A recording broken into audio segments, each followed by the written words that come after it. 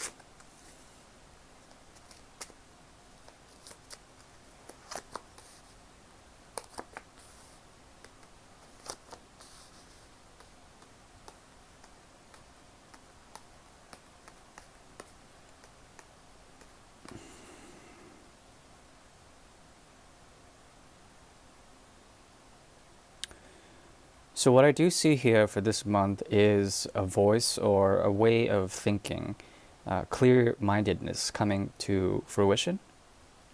This is a good thing. There's a clear choice that has been made in the past. Something, it was like a choice, but you didn't really choose. It just was chosen for you. Now, currently, with the Seven of Rods, there is this tension, this burning, this desire, but then also a need to work with others in order to bring forward a structure that works for others. Indecision in the past, okay? What this leads up to is essentially a way to come up with truth, to lay down indecision, to come up with a way of thinking, a way of doing things, a purity of mind. There's a lot of purification in this energy. What underscores it is the Three of Pentacles. Finding disorder in the order, or order in the disorder. Because this has to do with the mind, it has to do with the mental capacity of Capricorn. It also has to do with trying to avoid collapse.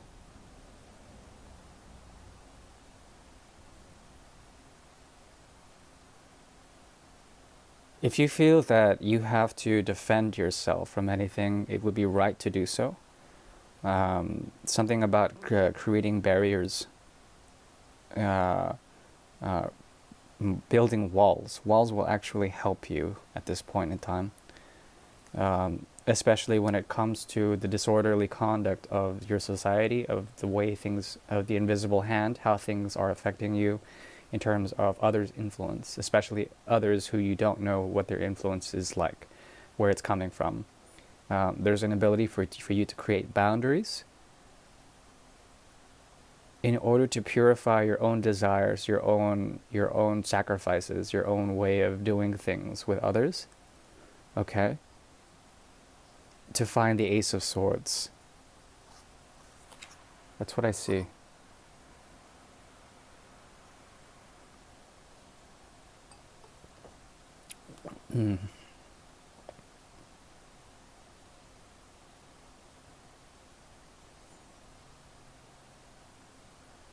Yeah, because the 2 less the 3 is the Ace. It is the Ace. So there is a way to do things in the month of November that has to do with creating your own structure, your own authority, okay, your own design, if you will, when it comes to relationships, when it comes to work, when it comes to practical things, but then also being somewhat intellectual about it. And coming up with a way to be pure in action, pure in doing what it is that you need to be doing. Okay.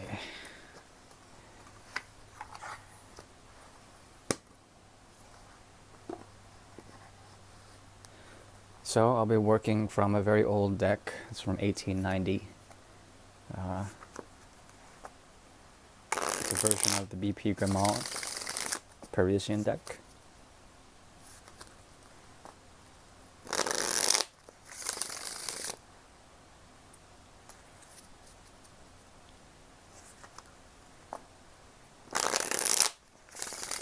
And this, of course, this segment of the reading is the Great Mirror.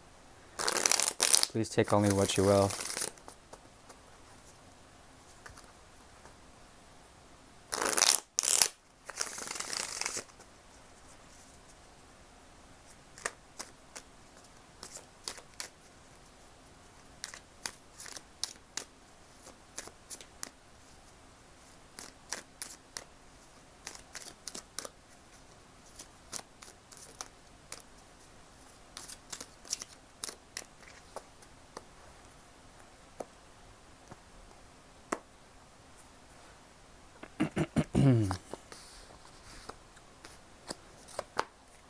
Okay, so interesting. Major transformation within this relationship.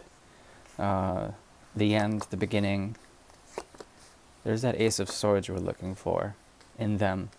The Crown of Creation. You give them something in terms of bringing forward truth, bringing forward design, bringing forward the human body. The human body is the crown of creation. It's the vehicle for self-realization, realization of some sort.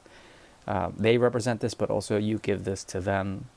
The interesting thing is that whomever this resonates with so far,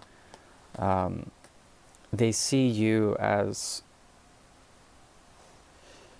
wow, a major game changer. You hold the major arcana here, with on the subconscious and unconscious realms. The subtlety of change, the wheel of fortune. You hold also the chariot. Cancer's card is here. Your 7th house is activated with this reading. Let's see. Okay, and there's a need to be flexible when it comes to this connection, a need to also face one's fears and process them, get over them. There's a need for, excuse me, for clarity of mind, but then also clarity of spirit. The flexibility of swords defines its strength.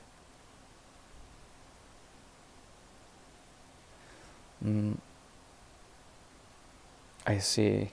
So the ace turns, it cuts the piece. And this is the bridge, the 9 of swords. So the ace cuts the piece between conscious mind and subconscious mind. No. Okay, so what the mirror is showing me, at least from the conscious perspective, the very top row here, is that there is a need to come up with a way to be very healthy in this situation, okay? Because we have the 9 and then the Ace of Pentacles in reverse here. There's a lot of work that's going on consciously within this connection. It could be a work connection, it could be something to do with your everyday, with practical procedures, practical matters, okay? Money even. But there's a way for you to actually impart a message, okay, that has to do with a disconnect of some sort. Usually the 10 of Cups indicates an ending, but also it indicates a culmination. Because it's in the reverse, there's difficulty in finding... it's like a choice has been made to fulfill something, but it feels empty on your end, on Capricorn's end. A choice has been made to fulfill something, it's been taken, but it feels empty. I think you are going with the flow when it comes to the natural order and the natural changes that are occurring in your environment. This is a worldly thing. This has to do with the changes of society, the changes of things going on in terms of value systems. There's an ability for you to ride the wave and to ascend or descend according to whatever the world evolves into. This is not to say that you're surrendering. It's just to say that the way things are turning out in terms of what can be seen in terms of your reality, what can be seen in terms of your correlation of your truth to your reality, and how it resonates with certain parts of your domain, your domicile, the world around you, how you can place footing on that without being sort of catapulted off on a tangent of some sort, okay? There's an ability for you to ride this sort of wave, the flow, the natural order of things, how they turn out. And that usually embraces Uranus, it embraces chaos, okay? But because Saturn, your ruler, it requires stability, it requires almost stagnation in order to develop. It's a very interesting thing, because the irony here is that with most reptilian or survival instincts that are given through Saturn's auspices, okay, where we have to provide for our own work, our own stability, our own practicality, a lot of that takes the back burner because a lot of that is automatic. Okay, it's reactionary. It's responsible, meaning it has response to some sort of stimuli. And work, a way of doing things in terms of Saturn's energies, is work is becomes mindless. Okay, which is actually mindless is not a negative word. It's not derogatory at all. It's not meant to slander Saturn at all. Mindlessness is a sort of meditativeness that we get out of it.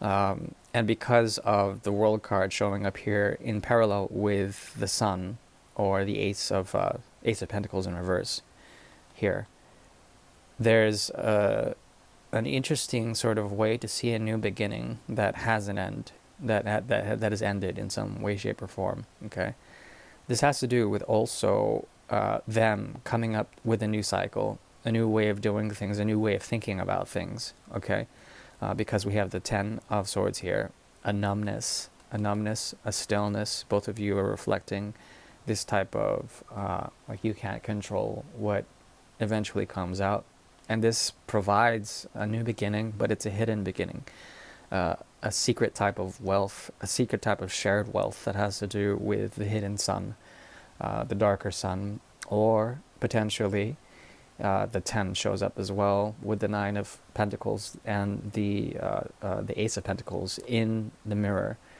It's either the 10 or the 8 that shows up, working hard in order to achieve something that has not yet been defined. Okay, that is what both of you are resonating on. This is a very strong connection. It has to do with foundations, primarily with the 4 of Pentacles in the foundation part, the unconscious part of this. Okay, this person takes from this in order to provide a sense of growth. Okay, so you're dealing with someone who will take a lot, in their stagnation, in their stillness, perhaps, and they also give back in some sort of way. They give an experience. Your generosity to this, whether or not you will be giving it to them, the situation, whether in thought or deed or mind or through your own transformations, will provide a sense of experience. Okay, that they can match with you, and it's not wise to question if you are doing the right thing, because that is a state of fear when it comes to this situation. I think there is a type of ending of a way of doing things when it comes to this, and this provides a lot of freedom, but also it provides a sense that both of you can be fearing some sort of truth, dark truth, some sort of salty truth that would spice this situation up in such a way that it would salt. What does salt do? It sort of takes away the moisture, takes away the water element, takes away the love from a situation. At the same time, the salt of the earth is something that is quite necessary in order to bring wealth to any society or any civilization. The salt of life. Now, we have this 4 of rods right here, mirroring here in the rods, the pillars that encompass the chariot here. 2 rods and then 4 that surround the chariot here. I think no matter what you do, the potential that you are garnering in this type of situation is self-generative, okay? Meaning that the love that you have, with anyone or anything that you're dealing with in terms of relationships, this person can also be a business partner or something. This can be an external agent, anyone who you deal with. I think all of that potential is giving you something that has to do with change, transformation, and innovation in the way you see humanity, in the way you see the operations of humanity in general. It has to do with the falling out of a family, the death of legacy, the way things turn out in terms of inheritance, in terms of genetic inheritance in blood, but also in terms of the way you see love and unconditionality in forms of love that are transcendent in nature. There is a way for you to embrace the change that is occurring on the outer world and how you are defined. And There's a part of you that is breaking away, trying to get away and negotiate with the fearful cycle of the way things operate. You don't want to cause or inflict any more pain. I think you are sort of giving this person a sense of stability when it comes to finding the right peace of mind between two parties, cutting out what needs to be cut out, and also providing the crown of creation, truth, to be the sort of ultimate defining thing here. Um, the thing is that when you offer this truth up, there's an ability to unite and harmonize the conscious mind and the unconscious, to bring the subconscious into the conscious mind and to clarify all of that. This also can provide for you, as if you actually do make action to this party or this other person, there will be a way to bring the Two of Swords in, which would affect the situation through criticism, but also if you need to cut it out in any way, shape, or form. There is a lot of, I would say, stillness in this type of situation. It requires a lot of stillness. The Chariot also does not always move forward. Chariot has the potential to move forward, but also it negotiates between two opposing factors of left and right, of good or bad, two different horses, the left brain, the right brain, and how these harmonize in such a way to bring forward a great deal of resources when it comes to your own emotional well-being or your own love, your self-love, your creativity. Because of this situation, there is an ability to find a platform and the way of doing things with others, and also to note that whatever they do is out of your hands. Okay, it's something that you cannot control. Now, when it comes to the situation, the advice is to find a way to give to the right people, to become wise in through the auspice of Mercury primarily. Mercury is one of the fastest planets, moving planets out there, and it is closest to the sun.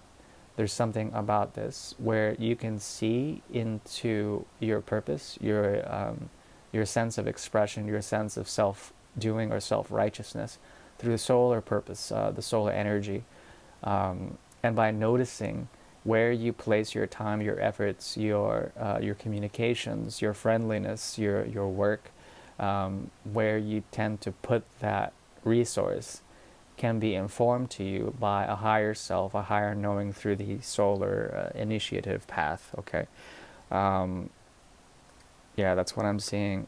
This requires a lot of maturity and also an ability to realize what truly resonates with you in terms of emotional capacities, what really is love, in one way, shape, or form, what that is. Mercury is very strong here. Uranus is very strong here. And with those two agents activating a lot for you, there's an ability to find balance in such a way that it would allow for you to be in the right places at the right time, to be patient enough, but also to deal with people who are more within your league, within your friend zone. Okay. Yeah, and that's the best I can do for now. I do wish you well, my dear Capricorn. May your month be well, and I'll see you next month. Thank you. Bye-bye.